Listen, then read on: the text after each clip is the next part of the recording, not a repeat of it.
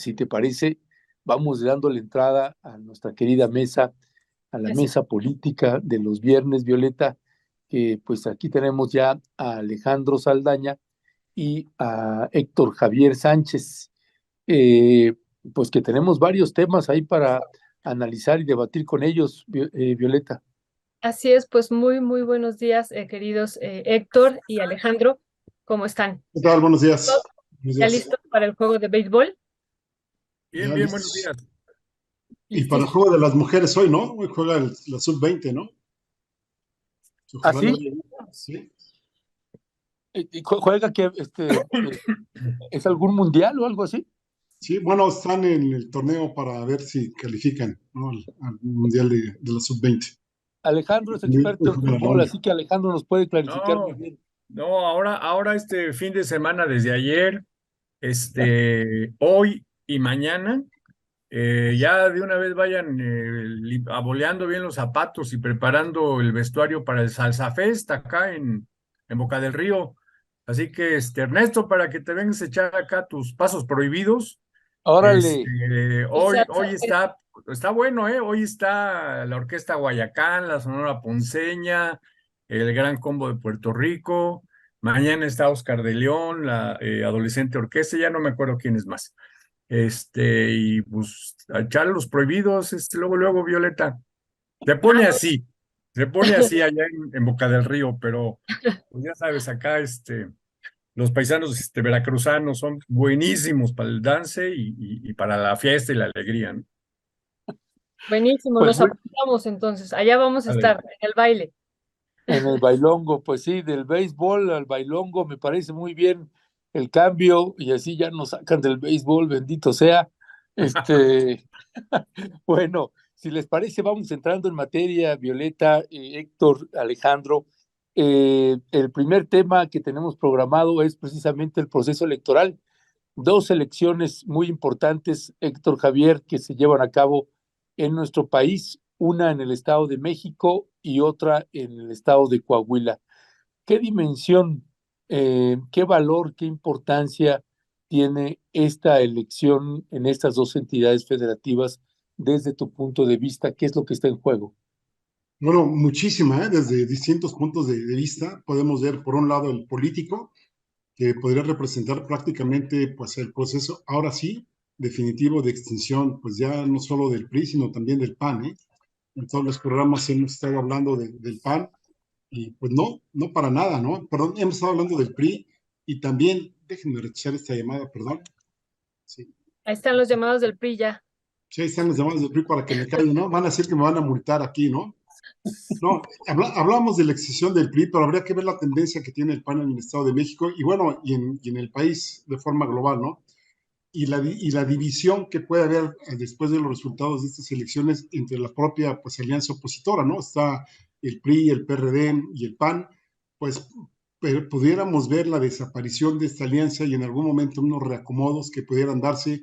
En el caso del PAN, por ejemplo, irse con Movimiento Ciudadano, y en el caso del PRI, que ya ven que pues hay un pleito muy fuerte con Movimiento Ciudadano ya tiene una campaña ahí que con el PRI ni a la esquina, entonces pues están dando ahí unos trancazos muy fuertes, entonces por ese lado podemos ver qué va a suceder ahí con muchísimo interés. Por otro lado, recordemos, el Estado de México pues es el estado que tiene más votantes en términos numéricos y por ende pues de importancia y de ahí que se le vea pues ahora sí como la antesala a las elecciones del próximo año. Ahí está el grupo Atlacomulco, que parece ser que pues va siguiendo en una desbandada terrible, más ahora con el golpe que le acaban de propinar o que acabamos de saber de la estafa maestra del Estado de México, una más, de que se calcula de que al menos son 5,000 millones de pesos a través de, pues ahora sí, de compras con empresas fantasmas que ni existen, ahora sí, contrataciones desde, pues ahora sí que desde Toluca hasta casi la frontera con Estados Unidos para cosas que pues uno se queda diciendo, de verdad, no tienen ni siquiera esa inteligencia o tenían tanta soberbia que pues no les importaba ni siquiera borrar las huellas, porque pues ahí están. Y por otro lado, pues en términos económicos también sabemos que un gran corredor industrial que se tiene ahí en el Estado de México. De tal forma que la composición que podríamos tener en estas elecciones para ese estado particularmente, va a ser muy, muy indicativa de lo que se diga pues, en el país, ¿no? Y en el caso de Coahuila, pues nada más, pues ahora están eh, dando a conocer algunas noticias de las regiones mineras que se tienen por allá. Sabemos que hay muchas voces que dicen que, pues, que ya prácticamente está pactado Coahuila para el PRI, que se quedaría con Coahuila y con Durango, y en este caso el Estado de México para Morena. Porque si bien es cierto que las encuestas en todas prácticamente se da como ganadora, pues con una gran diferencia entre 10 y 16 puntos porcentuales, pues estas encuestadoras usualmente pues no miden lo que pudieran ser las operaciones políticas vía fraudes, vía carruseles, bueno, todo lo que ya sabemos de las mañas de estos partidos políticos. No digo nombre para que no vayan a tirar este programa, y que habría que estar muy alerta. Un poco la tranquilidad es que por primera vez en la historia parece ser que el partido que va adelante va a tener representantes en prácticamente todas las casillas en que va a haber la votación, y esperemos que pues ya no haya estos carruseles donde pues llegaba un partido político y se ponía a llenar, pues ahora sí que boletas a diestra y siniestra. Y también la incorporación de casillas electrónicas. Parece ser que en 19 municipios se van a tener ahí, a ver qué resulta de ese invento, a ver qué resulta y si no tiene pues, ahora sí que una operación en términos de fraude. En Coahuila lo iban a poner, encontraron fallas y únicamente las dejaron en el Estado de México. Así que todo un cóctel para que estemos atentos y no partidizados, pero sí politizados, porque yo creo que esto va a determinar en gran parte lo que va a suceder, ya no necesariamente en las elecciones de 2024, pero sí en el inter de lo que va a pasar de esta elección a la siguiente del año próximo. Muchas gracias, querido Héctor. Pues sí, Héctor tiene razón, estamos en veda electoral y hay que tener cuidado de qué decimos. Hay incluso un listado de lo que no se puede ya comentar. Y bueno, pero ¿cuál sería ya el balance final, querido Alejandro? Faltan 2 días para que sean las elecciones en el Estado de México y en Coahuila. Hemos insistido aquí en este espacio que hemos puesto mucho énfasis en el Estado de México, por lo que ya estaba diciendo Héctor, y por una posibilidad de que el PRI pues esté ya llegando a su fin y este bastión de Atlacomulco pues también sea pues insistimos el fin, pero bueno, no sabemos, no sabemos qué va a pasar hasta el día de las elecciones. ¿Cuál es tu valoración, querido Alejandro? Bueno, como comentaba Héctor, yo estoy de acuerdo de esta idea de estar atentos al desarrollo de las elecciones. Eh, y yo en todo caso tengo un pequeño matiz que dar. Sí, en efecto es posible que estemos ante la debacle o incluso casi la extinción del PRI, pero no del priismo, ¿sí? Es decir, el partido como institución política, como organización política, en efecto está teniendo, no de ahora, pues, sino de hace varios años hacia acá, particularmente el 2018, descalabro tras descalabro, y lo que se avecina tanto en Coahuila como en el Estado de México. Bueno, en Coahuila no, en Coahuila todas las encuestas y todo lo que se indica es que va a ganar el PRI.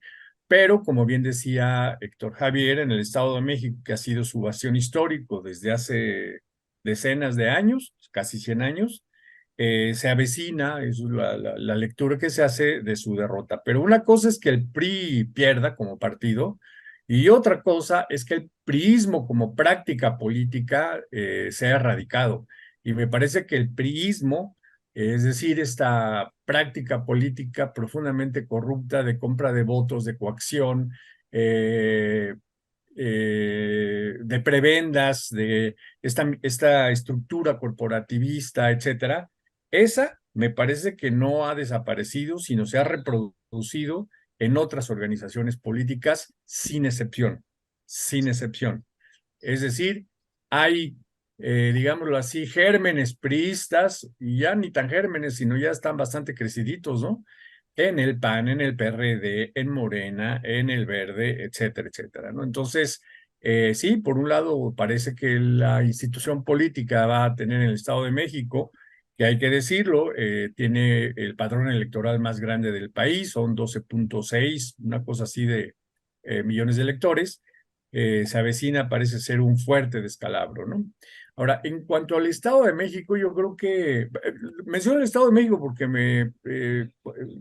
primero porque viví muchos años ahí, ¿no? Y es la entidad que conozco un poquito más. Coahuila no es así. Yo creo que lo interesante, más allá de quién gana la elección y el número de votos y etcétera, que todo indica será la maestra Delfina Gómez, será ver el mapa de la distribución de los votos. ¿Sí? Eso me parece que puede ser bien, bien, bien interesante, ¿no? Porque sí, se da por hecho y prácticamente pues no hay vuelta de hoja, que por ejemplo la zona oriente del Estado de México, de donde es la maestra Delfina, de Texcoco, mayoritariamente o abrumadoramente se va a inclinar por la maestra Delfina.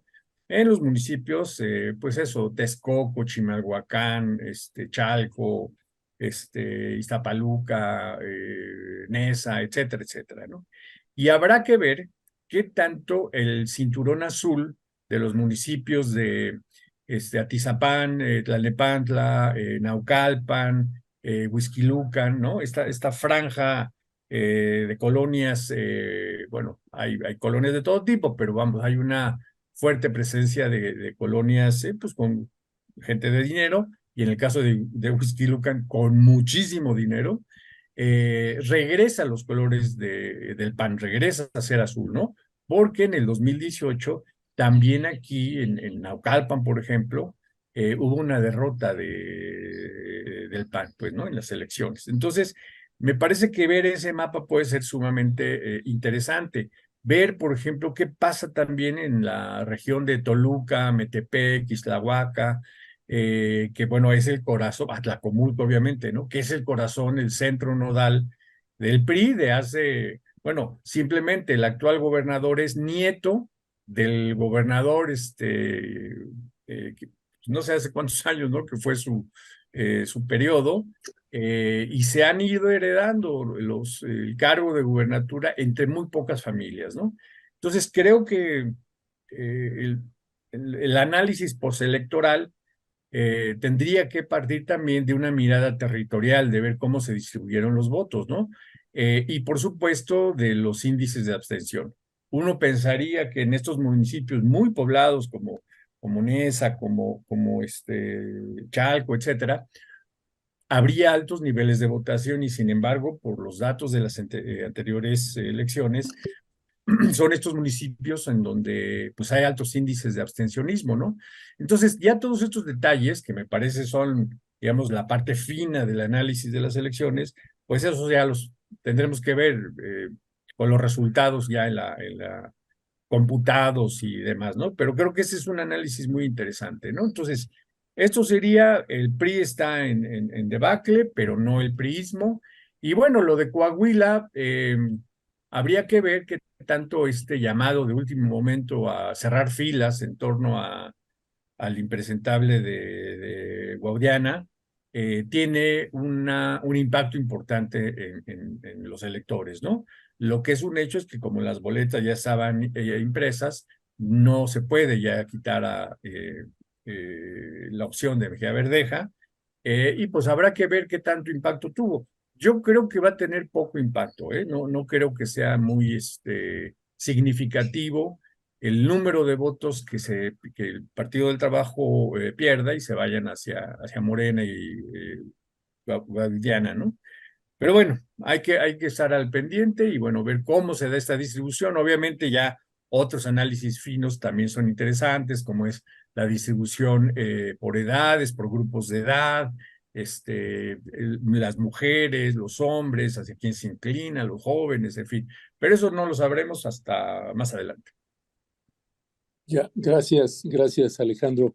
Pues Héctor Javier, en esta misma idea, tenemos ahí por la tabla de precisamente los porcentajes o la cifra de votantes de cada entidad federativa y pensando en el 2024, en la elección de 2024, pues también tiene un elemento muy importante si el PRI pierde por vez primera el Estado de México y lo tiene Morena, que finalmente pues el PRI seguirá teniendo unas arterias ahí muy importantes de corrupción y de control de territorios, pero, eh, pero ya no tendría el poder como ejecutivo estatal, así que eso sí le cambia el panorama y estamos viendo aquí precisamente pues la importancia también en cantidad de votos. Aquí estamos hablando de hombres y mujeres que tienen la posibilidad de votar en el padrón electoral y la lista nominal, y el Estado de México, pues claro que tiene una participación importante.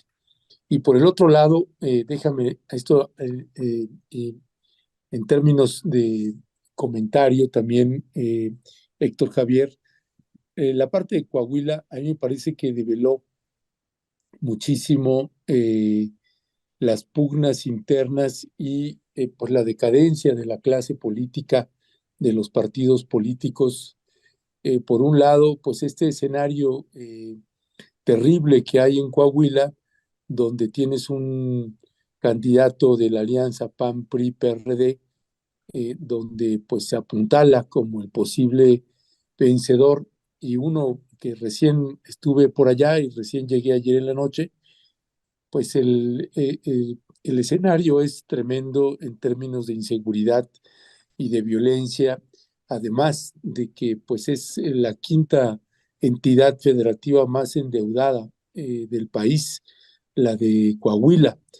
Y pues nada más se ve cómo administración tras administración tras administración la deuda se sigue incrementando, y es verdaderamente desolador, desolador, y particularmente en la región carbonífera, ver el abandono que hay tanto de las autoridades federales en materia de procuración de justicia. Ya estaremos presentando unas entrevistas próximamente, pero había un llamado, Héctor Javier, Alejandro, Violeta, que decían, que nos decían, por ejemplo, bueno, pues que no, Coahuila, que no pertenece a México.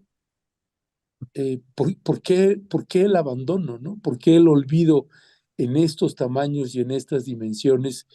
Así que, pues yo coloco estos dos elementos en el proceso electoral, y que me parece importante también abordarlo desde ese lado. Uno, lo que va a significar para Morena, pues gobernar el Estado de México por vez primera, y este escenario político tan lamentable que dio la dirigencia de Morena, encabezada por Mario Delgado, con unos golpeteos tremendos, y en lugar de concentrar su campaña en el partido del PRI-PAN-PRD, en esa alianza, pues se iba más hacia el candidato del PT, Mejía Verdeja, que de la oposición. ¿Cuál es tu mirada en ese sentido, Héctor? Sí, fíjate que coincido con tus puntos y con los que comentaba también Alejandro. Primero, en el caso de Coahuila, yo creo que efectivamente el hecho de que se hayan bajado el PT y el otro partido político, de cuyo nombre no me quiero acordar, que es el de las cuatro mentiras, pues no era tanto ahora sí que para sumarle fuerzas a Guadiana, ¿no? Sino básicamente me parece que fue una condición que les dieron para que siguieran unidos en el 2024 junto con Morena. Una crítica que muchos hemos hecho de que no necesitan estos partidos, aunque hay quien dice que sí, y sobre todo ahora que viene la disputa no tanto por la presidencia de la República en 2024, sino por la mayoría, pues ahora sí que la mayoría calificada, ¿no? En el Congreso, para que Morena pudiera seguir haciendo, pues ahora sí que su transformación de acuerdo a su proyecto político, y que la oposición dice, pues no, esto hay que frenarlo. Y sabemos que ahora prácticamente, pues todas y todos estamos de acuerdo en que ahí viene la confrontación del próximo año en la Cámara Legislativa, porque a final de cuentas, pues ahí se ve si se frena o no se frenan las iniciativas que tiene Morena en su proyecto de transformación. En el caso de los candidatos políticos, hay una caricatura, me parece que fue de José Hernández, donde estaba ahí Verdeja, por un lado diciendo, pues yo sigo de candidato, luego estaba Lenin también diciendo, yo sigo de candidato, y luego tenía una caricatura de un dinosaurio que representaba el PRI, que decía, yo sigo gobernando, ¿no? Entonces, en esa postura, pues sí lo vemos ahí con un Estado que me parece que históricamente ha sido entregado a pues intereses muy particulares, en donde la clase política pues ha hecho un contubernio justamente con grupos de interés ahí locales. Y bueno, yo recuerdo que cuando postularon a este Guadiana, También hubo otra caricatura que decía, híjole, se ve muy carbón el panorama, ¿no? Cuando lo pusieron ahí, justamente porque es un empresario pues, que se dedica al carbón, que la gente lo conoce muy bien, porque ya fue candidato la vez pasada, no ganó, y creo que ahí fue un grave error desde mi punto de vista haberlo elegido él como candidato, por mucho que haya ganado la encuesta que dieron a conocer allí en Morena, que le ganó a Verdeja, por cierto, y que vimos hasta recientemente al presidente López Obrador, ahora sí, deslindarse totalmente de Verdeja, decir, bueno, pues es que este ni se despidió y no es ético que esté utilizando mi imagen, etcétera. Cuando habíamos visto que muy tenuamente pues, se había desprendido de Verdeja.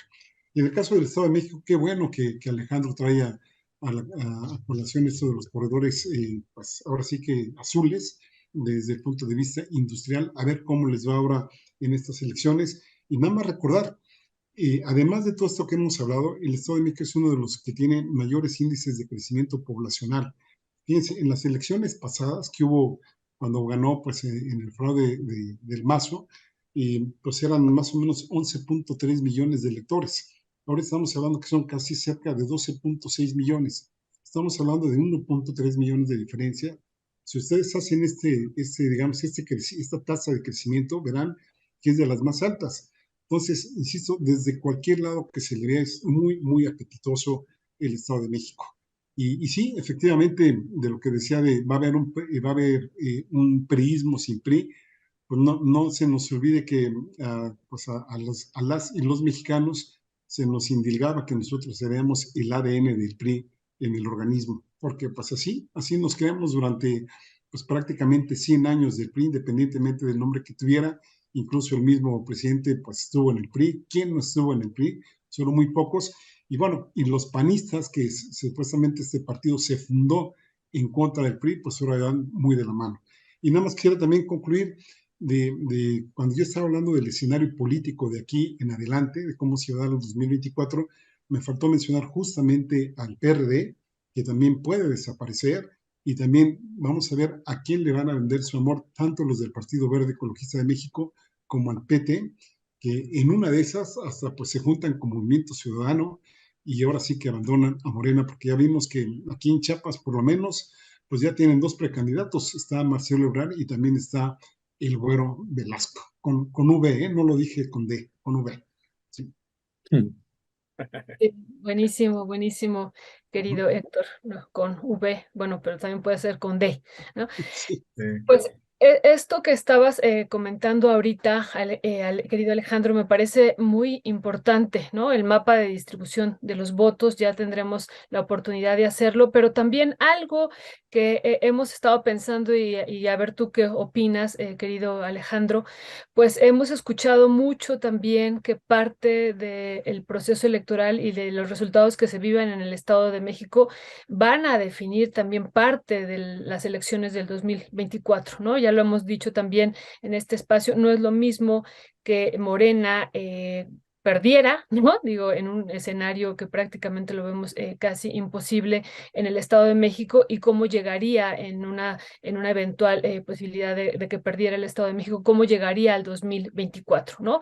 Pero otro elemento que a mí me parece muy importante a partir de lo que tú estás diciendo podría ser el diferencial Eso. ¿no? Por ejemplo, no es lo mismo que Morena ganara con 14 puntos de ventaja a que ganara el Estado de México con un punto de ventaja, ¿no? También eso colocaría otro escenario hacia el 2024. ¿Cómo lo estarías tú valorando estas posibilidades? Porque además hemos visto y también lo hemos comentado, pues que en varias encuestas, aunque ahorita ya no podemos mencionar los datos, pero se fueron cerrando las diferencias en algunas de ellas, ¿no? Y que bueno, eso hablaba también de la posibilidad de hacerse un fraude y que se estaba orquestando y preparando desde ahí. Eso por un lado, ¿cómo lo valoras tú, querido Alejandro? Y por el otro lado, en el estado de Coahuila, la decisión que tomó el PT, no el verde ecologista, sino el PT, ¿cuál sería tu valoración? Y también la posición que ya hemos pedido a otros, en otras mesas, la posición de que tuvo, la valoración que tendrías tú, que tuvo Mejía Verdeja en torno al PT. ¿No? Que lo justificó, pero finalmente lo dejó y lo abandonó en algún sentido. ¿Cuál sería tu balance, querido? Ya. dos cosas. Con referencia al Estado de México, tienes toda la razón. Y bueno, la expectativa está puesta en cuál será el porcentaje de diferencia, ¿no? Estamos hablando de una diferencia de votos entre Morena y la alianza de 2 dígitos, o estamos hablando de una diferencia de un solo dígito. Es difícil estimarlo ahora, ¿no? Y esto que comentabas, Violeta, en torno a las encuestas, yo no sé hasta qué punto no sea también parte de una estrategia política. Esto de las últimas semanas, ¿no? De afirmar que las encuestas se han cerrado, que la diferencia no es tanta, que hay un empate técnico, este tipo de argumentos. No sé, yo no tengo elementos, no he visto, digamos así, las encuestas y además lo hemos mencionado muchas veces, las encuestas también, pues dicen lo que el cliente quiera, ¿no? Entonces no sé qué tanto, en efecto, se haya estado estrechando el margen entre la maestra Delfina y Alejandra del Moral. No lo sé. Lo que sí creo que tienes toda la razón en que no es lo mismo obtener un triunfo por 12, 13 puntos de diferencia o más, ¿no? O 10 puntos incluso, que obtener un triunfo con 3 o 4 puntos de diferencia, por muchas razones, entre ellas que ya una diferencia de 2 dígitos difícilmente es impugnable y peleada en tribunales, digamos, en tanto que si es una diferencia de 1 punto o de .56, ¿no? Para ir al clásico, pues entonces sí, eso puede dar lugar a un conflicto postelectoral que puede ser pues de altas proporciones, ¿no? Entonces, creo que eso sí es un factor importante, que es un factor de peso, ¿no? Y pues habrá que ver. Yo creo que la diferencia va a ser de 2 dígitos. No sé si hasta 14 o 15%, una cosa así, pero quizás yo creo que sí un 10%, un 11%, sí, por las tendencias que se han manifestado, porque sí hay un hartazgo en los habitantes de del Estado de México, eh, y porque finalmente, recordemos que en la elección pasada en la que participó la maestra Delfina y Del Mazo, la diferencia fue mínima, ¿sí? O sea, fue realmente muy poquita, 1 punto y no sé cuánto por ciento, no fue mucha la diferencia. Entonces, sí hay una tendencia favorable a ella. Está el trabajo político que digo, no es el único, pero ha sido responsable Horacio Duarte de buena parte de la orquestación del trabajo político en el Estado. Entonces, bueno, sí creo que puede ser de 2 puntos, de 2 dígitos, ¿no? Ahora, lo del PT que comentabas de Coahuila, ¿no? No olvidemos que la raíz del PT está en el norte, ¿sí? En Durango y en Coahuila, justamente, ¿no? Estas son las regiones en donde Beto Anaya tiene mayor fuerza y Beto Anaya pues es el patriarca prácticamente del Partido del Trabajo, ¿no? Y que sí históricamente han tenido un trabajo popular pues, de peso, ¿no? Relevante, ¿no? En colonias, con agrupaciones de taxistas, con algunos sindicatos, etcétera. Entonces, este partido que surge en el contexto del gobierno de Carlos Salinas, mucho se especula que es un partido alentado, pues sí, no construido, pero sí alentado mucho por el propio Salinas y su hermano, el hermano famoso, hermano incómodo, ¿no? Raúl Salinas, que son los que les dieron patrocinio ya a las políticas al Partido del Trabajo. Lo cierto es que Beto Anaya y la corriente que él representa, pues vienen de un maoísmo medio trasnochado, pero que sí tienen un trabajo de base importante. Entonces, lo menciono porque va más allá del tema electoral. O sea, el Partido del Trabajo en el norte, en aquellas regiones, en Durango, en Coahuila, tiene un trabajo político no de ahora, sino de hace ya muchos años, ¿no? Porque de pronto la perspectiva que tenemos en otras regiones del país del Partido del Trabajo, pues es solamente un partido rémora y que no tiene mucha presencia, digamos, en trabajo de base política, ¿no? No hacia allá en el norte. Entonces, yo creo que eso hay que tomarlo en cuenta porque el análisis que hace Ricardo Mejía Verdeja es por allí yo creo que hay que entenderlo, ¿no? En tanto, apelar, digamos, a esta estructura política de base que tiene liderazgos populares más o menos reconocidos, que tiene presencia en colonias populares, etcétera, sí le puede representar, no los votos suficientes para ganar, ¿sí? Pero sí un caudal de votos para ser una fuerza política, pues digamos, de relativo peso en la entidad de Coahuila. Ahora, ¿qué costo político va a tener esta huida, digamos, del Partido del Trabajo? Aunque ya sabemos que en los últimos días, hace 2 días, cerraron filas, se agruparon con Morena, etcétera, pero a fin de cuentas esto tendrá un costo político. ¿De qué tamaño? No lo sabemos, pero el hecho de que hace 2 o 3 días se hayan alineado nuevamente o se hayan agrupado en torno a Morena, pues que está claro que es con la mirada puesta en el 2024, en la repartición de candidaturas, en la distribución de cargos, pues, de elección popular, etcétera, etcétera, ¿no? No olvidemos que Morena por sí mismo no puede obtener la mayoría calificada por un asunto de la legislación. O sea, diputados, diputadas de Morena no pueden tener más allá de 300 representantes. Entonces, forzosamente tienen que hacer alianzas con otras agrupaciones, y una de ellas, pues, es precisamente el Partido del Trabajo, ¿no? Entonces, bueno, creo que hasta que no tengamos la radiografía postelectoral y que podamos ver los mapas, las tendencias, los números, la distribución de los votos por grupos de edad, etcétera, pues no estaremos en condiciones de dar más pues, análisis un tanto más detallados, ¿no? Gracias Alejandro.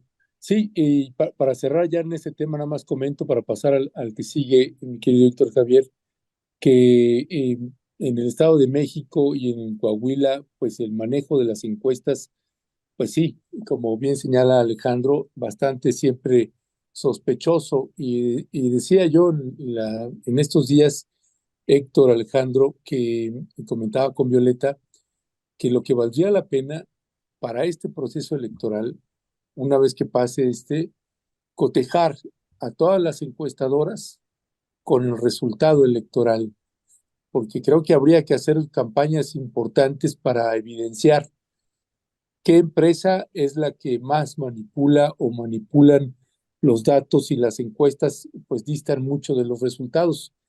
Tengo yo la impresión, puedo estar equivocado, por supuesto, que por ejemplo en el estado de Coahuila, viendo las encuestas de Reforma y no sé cuál era el otro, creo que el El Universal, Universal. Ujú. el Universal, híjole, yo creo que es una muy buena oportunidad si es que el Universal y el Reforma contrataron a una empresa o ellos hicieron la encuesta, porque yo creo que van a tener un margen bastante equivocado. Esa es la impresión que tengo. Ya se verá ahí a la hora de la hora. Me parece que la percepción que tenemos desde acá, pues cuando estás directamente en la entidad federativa y estás recorriendo pues varias ciudades y varios poblados, pues no. Por ejemplo, allá el anuncio de que el PT pues ya había declinado, que le habían doblado las manos ahí en esa conferencia, en esa vergonzosa conferencia de prensa que dieron, pues que no, era ya el golpe mortal, no, allá no les importaba nada, porque incluso en la conferencia de prensa que dio Mario Delgado y José Narro del PT, en esa humillación ahí que tremenda, eh, pues no había nadie de Coahuila, ¿no? Y en Coahuila, pues estaba en la conferencia de prensa, yo estaba cubriendo la conferencia, pues estaba pues la militancia del PT, la militancia de Morena, pues en la acompañando a Mejía Verdeja, y a la hora de la concentración y movilización de gente, pues la percepción es distinta. Allá no era un golpe fuerte como se percibía desde este lado. Habrá que ver ya el resultado final. Y en lo que toca al Estado de México, yo coincido también con Alejandro, que yo creo que la diferencia es muy posible que sea de 2 dígitos. La estrategia, me parece, del PAN, PRI, PRD para poder acercarse a poder implementar un fraude, pues es acotar la distancia lo más posible. Por eso la campaña mediática fue en ese sentido, y con eso aprovecho para darle la entrada al otro tema y después dejar unos minutos también para el otro que va a abordar Alejandro. pues de este escandaloso fraude que se acaba de hacer público, en el que está involucrado Héctor Javier, está involucrado pues la candidata del PRI, que de plano tuvo que cancelar el cierre de campaña a ese nivel tuvo que cancelar el cierre de campaña, tanto ella como el gobernador Alfredo del Mazo, involucrados en un fraude de más de 5,000 millones de pesos. Héctor. El micrófono. El micro. Sí, perdón. Sí, pasando primeramente a lo del Estado de México. Bueno, si mal no recuerdo, EMCOL es la que le trabaja al Universal y bueno, desde esta compañía se está dando un intervalo de entre 14 y 16% de ventaja a la candidata Delfina Gómez. El Reforma le dio 10 puntos de ventaja, ¿no? Es decir, y aparentemente, recuerdo perfectamente la gráfica, pues que iba esto cerrándose, ¿no? Ahora, esta propaganda que se hizo, porque hay que subrayarlo, fue una propaganda, fue básicamente de que ya estaba cerrando, inclusive varios columnistas mencionaron ahí que ya le habían llevado a López Obrador, que había un empate técnico y que incluso algunas ya daban que estaba rebasando por la candidata Alejandra del Moral a la mesa de Delfina Gómez, lo cual pues para nada, ¿no? Nunca pudiera ser así, ¿no? Ahora, habría que ver también de lo que yo mencionaba hace rato, en las cuestiones de operación de los partidos políticos. Recordemos que si hay alguien que tiene aceitada una maquinaria, digamos, para hacer fraude, para hacer todo lo que ya sabemos, es justamente pues, el partido que está en el poder ahora de la gobernatura del Estado de México. Y también habría que ver si Del Mazo por ahí, pues no está también promoviendo pues, un pacto de impunidad, un pacto, digamos, de premiación, ya sea con algún consulado o con alguna embajada por ahí, y en esa medida, pues desactive ciertos puntos que tienen que ver ahora sí que con la operatividad en las elecciones. Y efectivamente, este golpe que les acaban de propinar de una, pues ahora sí que de una investigación que se tiene de algunos años atrás, de una colega periodista que inclusive fue secuestrada, que la tuvieron mucho tiempo, bueno, algunas horas, que le vaciaron sus cuentas bancarias, que la acompañaron a su casa, y ahí, pues curiosamente, solo le quitaron aquellos equipos y aquellas herramientas en donde podía tener información, que tuvo que huir del país allá en España. Ahí la contactan y ahí pues le ofrecen terminar la investigación, lo cual hace, regresa aquí a México después de algunos meses en el Chile, porque además la amenazaron con que iban a matarle al hijo. Entonces, después de todo esto, se pone a ver, bueno, viendo una serie de contratos, ella refiere que vio más de 1,000 contratos ahí y que vio pues cosas muy, muy interesantes, como las que mencionábamos hace rato, de que pues en Toluca se contratan cosas que tienen enfrente o que tienen a la vuelta, pues las contratan en Nuevo León y por supuesto a unos sobreprecios muy escandalosos y también de cosas que, pues por ejemplo, para la elaboración de talleres, compra de lápiz labial, es para maquillarse las pestañas, no sé cómo decirlo, en fin, cosas muy raras que van sumando todos estos contratos y que pues llevan a una cantidad de al menos 5,000 millones de pesos, en donde pues estos muchos fueron operados por el actual presidente del Partido Revolucionario Institucional en el Estado de México, parece ser que con la venia inclusive del gobernador, y quien sustituye a este presidente del PRI, pues es precisamente Alejandra del Moral, allá en la Secretaría del Bienestar, y que pues ella no puede decir es que yo no sabía, porque varios de estos contratos quedaron abiertos, es decir, no solo es un rollo de, bueno, pues esto los hizo tal persona, yo llegué de aquí para acá, ya no hubo nada, no lo puedo decir porque, insisto, fueron abiertos, entonces seguramente pues ella estaba al tanto de qué sucedió con esto. Y el presidente del PRI en el Estado de México, ¿qué puede decir si finalmente desde la Secretaría del Bienestar, desde la Secretaría de su cargo, fue donde se operaron pues, la gran mayoría de estos contratos? Lo curioso aquí es el silencio que hubo pues, en muchos medios de comunicación, digamos los de mayor difusión, cuando se dio a conocer esta noticia por El País, por el Grupo Prisa, que por ahí sacaron una nota también en W Radio, pero en el resto fue un silencio muy marcado y solo en algunos diarios empezó a darse pues algunas pequeñas notas que se dieron por ahí, ¿no? Quizás en aras de, pues ahora sí que hacer un control de daños y no, digamos, no desfavorecer más todavía a la candidata del Partido Revolucionario Institucional. Y en el caso de Coahuila, pues ¿qué pudiéramos decir, no? Fue muy lamentable lo que sucedió con Verdeja, lo que sucedió con Lenin, y pues aquí podemos ver cómo en aras de estos partidos políticos que se dicen muy democráticos, pues habría que ver cómo se han controlado desde sus dirigencias, desde su fundación, cuántos recambios ha habido, cuáles grupos se han estado dominando y cuáles siguen ahí, para ver si efectivamente toman o no en consideración a los grupos locales que pues, se mueven en algunos estados de la República, pero que muchas veces son utilizados, pero no necesariamente tomados en cuenta, digamos, en los proyectos que convendrían a nivel local. Muchas gracias, Héctor. Alejandro, sobre esto que ya nos estaba ahorita compartiendo nuestro querido Héctor, este trabajo que estaba haciendo esta periodista que es originaria de Toluca, María Teresa Montaño Delgado, lo que relata el país que vivió, pues realmente, ¿cómo estarías tú valorando que, bueno, sale, el momento en el que sale, también eso, cuál es tu valoración del momento? Es el último día de la campaña, ¿por qué sale en este momento? Y si tú crees que esto que se está denunciando y que nos parece importantísimo va a tener alguna repercusión en términos electorales, primero electorales, y dos, si va a haber alguna implicación pues en términos legales. ¿Cuál sería tu valoración sobre esto, querido Ahí Alejandro? está. Pusiste los puntos cruciales, Violeta. Yo creo que en términos electorales va a tener muy poca incidencia. No creo que tenga un peso, digamos, que haga que muchísimas personas dejen de votar por Alejandra del Moral y voten por Delfina, se abstengan o lo que sea.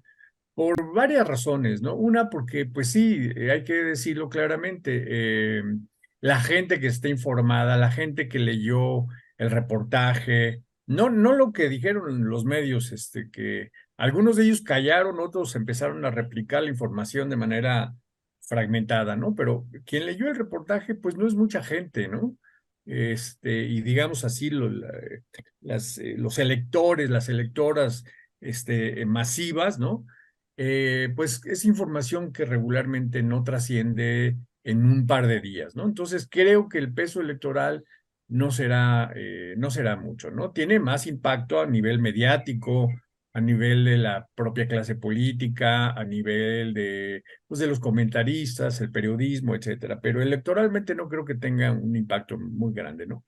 Y lo otro que mencionas, Violeta, esa es la gran pregunta, ¿no? Esa es la gran incógnita. Está hecha una investigación periodística y la pregunta es si esto va a derivar en un proceso judicial, ¿sí? Yo no estoy seguro de que esto vaya a derivar en un proceso judicial y creo que pues es difícil determinarlo en este momento, ¿no? Porque como señala Héctor Javier, pues en una de esas puede haber ahí una serie de arreglos y componendas orquestados desde el propio gobierno del Estado de México para que la información periodística no trascienda más allá, en efecto, de una denuncia mediática, ¿no? Creo que en el caso, como todo indica, que gane la maestra Delfina Gómez, ese puede ser uno de sus grandes retos, o sea, ese puede ser uno de sus grandes escollos a resolver una vez que asuma la gubernatura. Tener la voluntad política de judicializar pues, robo en descarado, estamos hablando de más de 5,000 millones, ya Héctor dio algunos detalles de cómo operó este fraude a partir de empresas fantasma, etcétera. Y sabemos que no es el gobierno del Estado el que lleva el proceso judicial. Eso cae en manos de las fiscalías, tanto la Fiscalía del Estado de México como la Fiscalía General de la República, que ya sabemos para lo que sirve, ¿no? Pero de que se requiere voluntad política, sin duda alguna. O sea, si no hay voluntad política de llevar estos casos, estos expedientes, hasta sus últimas consecuencias en términos judiciales, las instituciones de justicia, las instituciones, las fiscalías, difícilmente avanzan. Entonces, insisto, pues no hay mayores elementos para decir si esto va a derivar en investigaciones judiciales.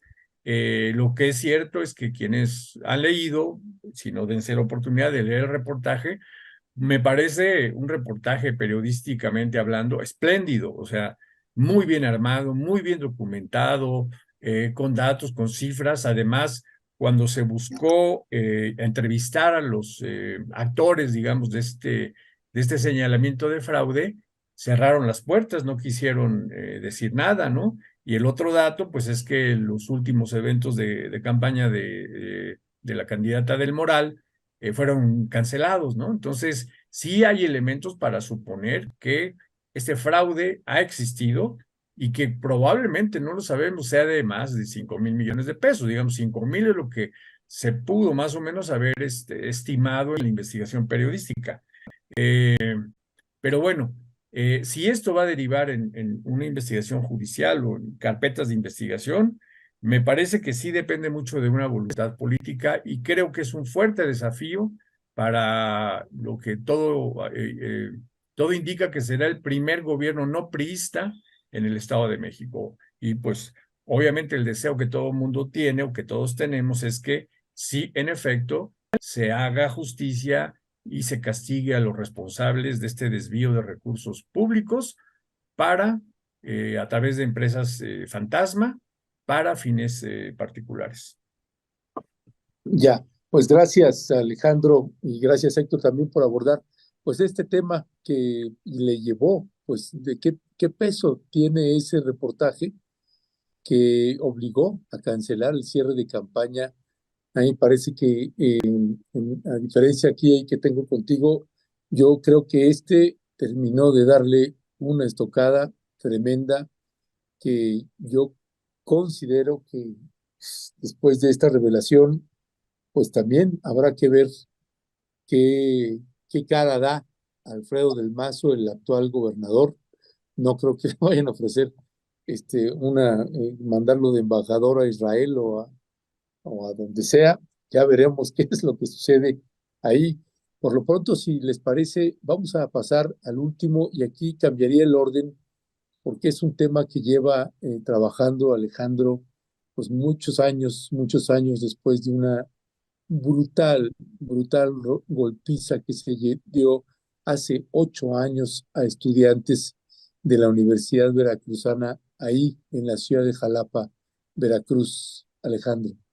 Mira, sí, yo comentaba esto, te comentaba Ernesto, de no dejar pasar la fecha sin recordar que el 5 de junio de 2015, 7 estudiantes de la Universidad Veracruzana, originalmente se habló de 8, pero ya después nos enteramos de que pues en realidad eran 7 y una infiltrada, ¿no? Una que era de la policía, fueron golpeados en una vivienda bastante humilde, aquí en la ciudad de Jalapa.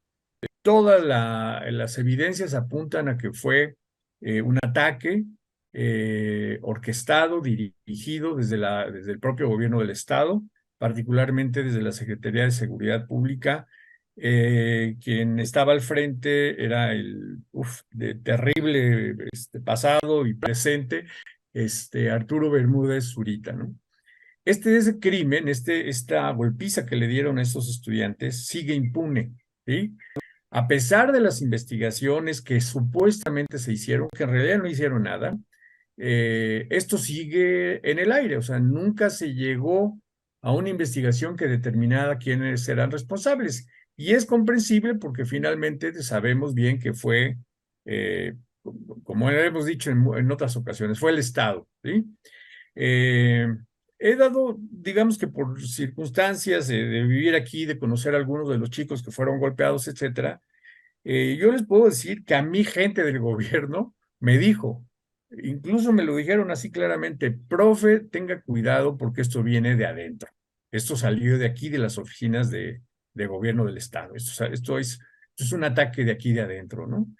Y no quise dejar el tema que pasara la fecha como sin recordar, sin traer a la memoria esto, porque siempre desde hace 8 años, pues desde el 2015 hasta la fecha, he sostenido que el ataque de los jóvenes el 5 de junio, a los jóvenes el 5 de junio de 2015, pudiera estar, lo digo como una hipótesis, pudiera estar relacionado con el asesinato de Rubén Espinosa y Nadia Vera y otras 3 mujeres, lo que se ha conocido como los asesinatos de la Narvarte, ¿no?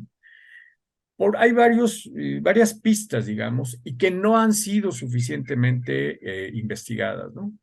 Una de ellas, creo que es muy sólida y consistente, es que quien llegó en primer lugar a la escena de donde fue la golpiza a estos jóvenes fue precisamente Rubén Espinosa, ¿sí?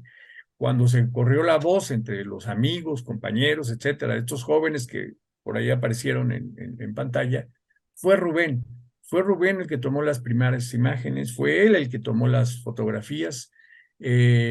Y los días posteriores a la golpiza en que pues, los integrantes de la comunidad universitaria nos organizamos para pues, apoyar a las familias con los gastos de la atención de estos chicos, hicimos marchas, etcétera. Fueron unos días de muchísima presión política, policíaca, etcétera, ¿no? Y el día que Rubén salió hacia la Ciudad de México fue me parece que fue el 10 de junio, justamente un día después de que hicimos una gran manifestación donde estábamos llenos de tiras y de guaruras infiltrados, ¿no? Le hicimos el 9 de junio, se sentía la vibra durísima, lo sé, pues yo estaba allí, fui orador en el meeting rápido que hicimos allí, y el día 10 se fue Rubén.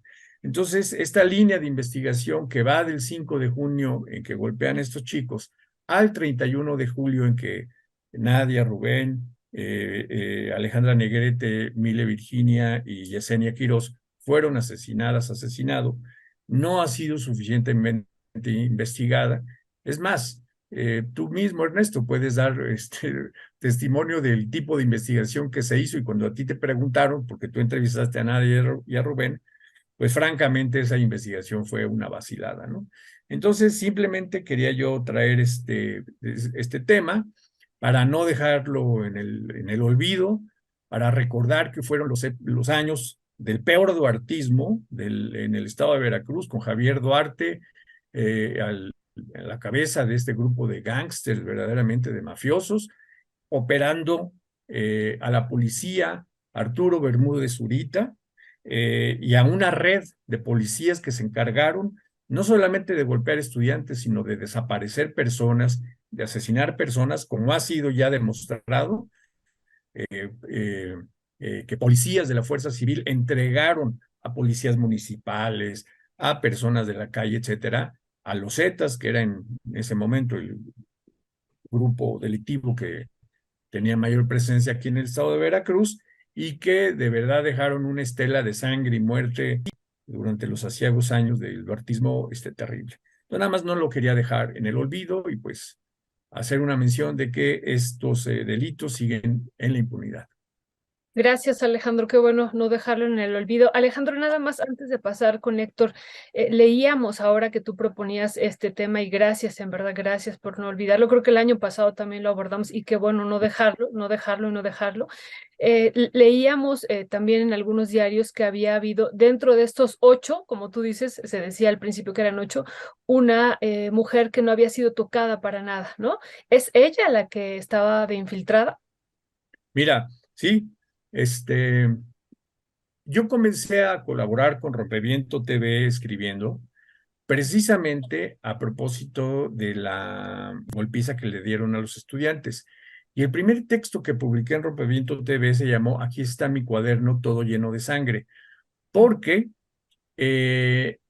digamos, unas horas después de que fue este ataque, ¿no?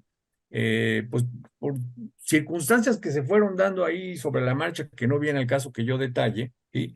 Pues a mí me tocó, digamos, ser el profe que juntó el dinero para apoyar a las familias con los gastos, ¿no? Y estando en el hospital en donde los estaban atendiendo, un hospital público, ¿no? Empezaron a pasar cosas muy raras. Por ejemplo, que la mamá de uno de los chicos dice, no, es que nos dijeron que les van a hacer un escáner de cerebro. A mi hijo le van a hacer un escáner de cerebro, una cosa así, ¿no? Un estudio de cerebro. Y a mí una enfermera me dijo, oiga, profe, llévenselos de aquí, eso es puro cuento, el escáner de cerebro no sirve, no está funcionando, ¿sí? Y por ahí nos llega la información de que Javier Duarte había dicho, todos los gastos los paga el gobierno del estado, no se preocupen, las familias, etcétera, etcétera, etcétera. Entonces, el día, esas horas que estaba yo ahí en el hospital y hablando con la gente y demás, esta chica empezó a hacer esa denuncia. Yo estaba haciendo esto, no sé qué, y miren, aquí están mis cuadernos todos llenos de sangre. Sacó sus cuadernos y en efecto estaban llenos de sangre. Lo que no sabemos es que no era sangre de ella, era sangre de los otros chicos, ¿no? El día 9 de junio que hicimos esa movilización, esa marcha, estábamos en el centro de Jalapa, en la Plaza Lerdo, o Plaza Regina Martínez, ¿no? Y la presión era mucha, entonces decidimos irnos hacia la zona universitaria para sentirnos un poco más protegidos. Quien conoce Jalapa del centro de la zona V, pues son unas cuantas cuadras, es bastante cerca y nos fuimos en marcha. Y ahí se suscitó una serie de problemas bastante serios, en donde finalmente un grupo de jóvenes, de personas encapuchadas, rompieron vidrios y entraron a la rectoría, al edificio de rectoría. Rubén estaba tomando fotos, lo sé porque yo estaba allí. Y quien abrió la puerta para que entraran estas personas encapuchadas fue esta muchacha que después nos enteramos que era integrante de la policía. Entonces, se ve que todo estuvo orquestado, que todo estuvo armado y que pues originalmente decíamos que eran 8 estudiantes golpeados, pues no, eran 7 y una policía que fue la que, como se dice en el argot, puso a los jóvenes, ¿no? Terrible. Pues muchas gracias por esta aclaración, Alejandro, y bien por esta anécdota que nos estás contando en torno a ella. Y que sí, al leer las notas yo decía, ¿por qué una de las estudiantes no se le tocó, ¿no? Pero bueno, ya entendemos ahora. Bueno, Héctor, ¿con qué cerrarías sobre este tema que pues, realmente Sí, impacta, ¿no? Impacta ver las imágenes, ahorita las estaban compartiendo, impacta. Muchos años después sigue impactando y como dices tú, está en la impunidad todavía. Héctor. sí, yo muy rápido, por supuesto, que es muy, muy lamentable. Qué bueno que Alejandro lo trajo a cuenta. Yo preguntaría, pues, ¿qué ha sucedido con los responsables? ¿Cómo están las 7 personas? Bueno, y la mujer policía, ¿cómo está en este momento? Y ojalá Rompeviento pudiera volver a publicar ese texto del que hace referencia Alejandro para traerlo a la memoria, ¿no? Y también cerraría, bueno, hablando de fechas, pues el 5 de junio de hace 14 años, pues guardería ABC. Guardería ABC, no se nos olvide tampoco que pues esto hay que siempre tenerlo presente porque al igual que hago esta pregunta con Alejandro, ¿cómo están estas personas ahora?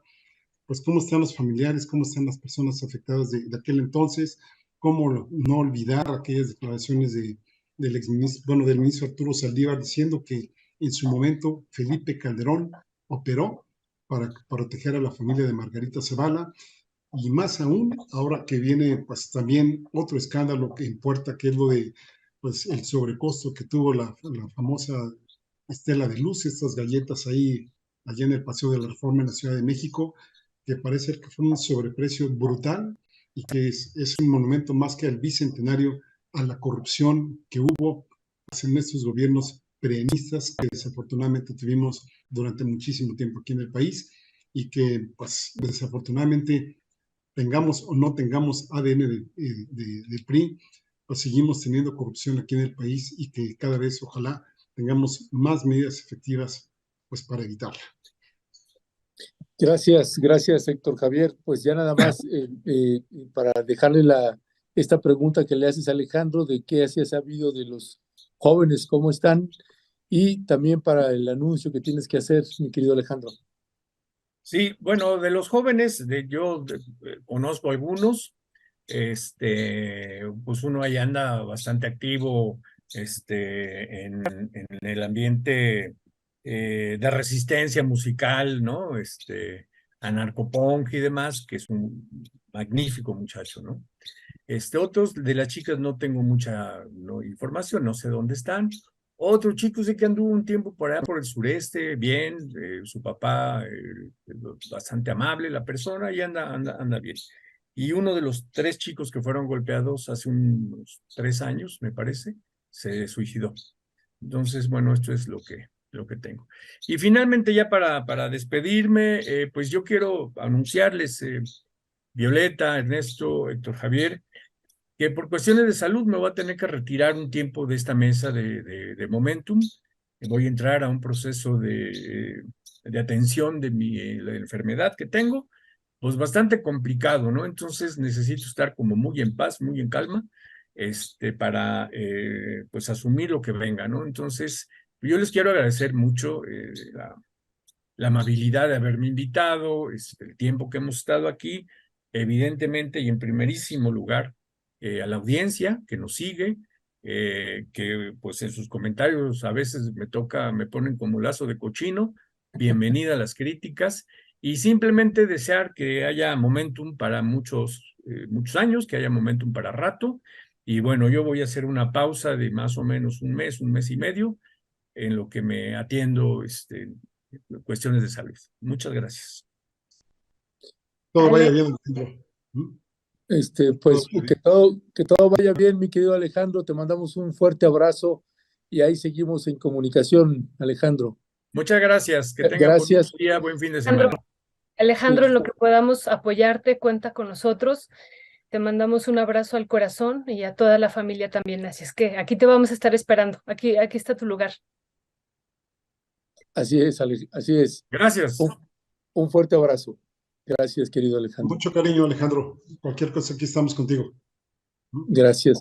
Pues bueno, es el anuncio que teníamos Alejandro tenía que hacer, pues ya está ahí, tiene que atenderse por cuestiones de salud y pues como es una situación delicada, la que tiene ya la hemos hablado en otro momento, tiene cáncer y pues entra un procesos ahí de quimio, de radio y de quimio, entonces bueno, pues le deseamos lo mejor a nuestro querido Alejandro, estará mes y medio en eso que también se puede reponer, porque son tratamientos, van a ser largos e intensos. Y aprovecho también para leer los comentarios de la audiencia sobre este tema que estaba colocando precisamente Alejandro, que dice Claudia de Lara, hay mucho que de ver en el estado de Veracruz. Me pregunto por qué no se ha resuelto por el gobierno federal, pues el estatal solo se puede esperar lo mismo, o sea, nada. Nora Brie, el entonces gobernador Javier Duarte está preso, pero no se le han imputado ni ese ataque ni asesinatos a Nadia Vera, a Nadia Vera y Rubén, ni desapariciones. También señala la misma Claudia de Lara, para que no digan que por qué todo tiene que resolver el presi. Yo preguntaría, ¿por qué no lo puede resolver el presidente Pilar Aguilar si el actuar del priismo así de matones, por eso aparecieron muchos cuerpos? Silver, gracias por hacer memoria. Alejandro Saldaña, MGC, los Duarte, una porquería tanto en Veracruz como en Chihuahua. Ojalá ese caso no quede impune, aunque la realidad tristemente seguirá siendo otra. Clara de Lara, pues estrujante. Yasmín Morales, tremendos momentos de representación estudiantiles. Nora Brie, no olvidamos, no perdonamos, justicia, queremos justicia. Sería bueno hablar con los padres de los bebés de la guardería ABC y ahora más con la destrucción del memorial, pues sí. María Guzmán, gracias señor Alejandro Saldaña por no dejar de mencionar este caso y que no se nos olvide que la justicia queda muy lejos.